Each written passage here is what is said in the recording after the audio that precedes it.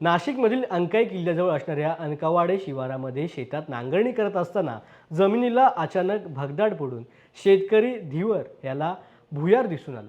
भुयारी मार्ग सापडल्याचं वृत्त परिसरामध्ये पसरताच या ठिकाणी बघ्यांची मोठी गर्दी उसळली. दरम्यान भुयाराबाबत पुरातत्व विभागाला कळवण्यात आलं असून पुरातत्व विभागाच्या पाहणीनंतरच भुयाराचे गूढ उकललं जाईल.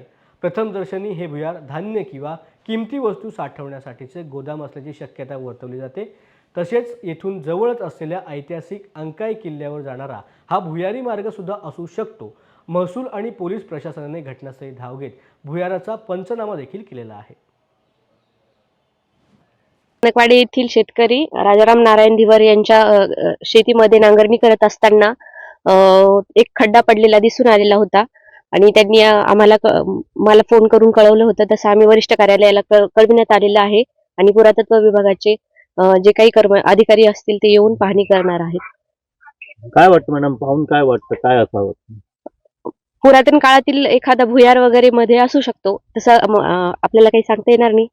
संबंधित विभागाचे अधिकारी येऊन आपल्याला माहिती देतील. सदर जागेचा रिपोर्ट वरिष्ठ कार्यालयात कळविण्यात आला आहे. युवराज राजाराम धीवर, राहणार अनकवाडे, तालुका नांदगाव.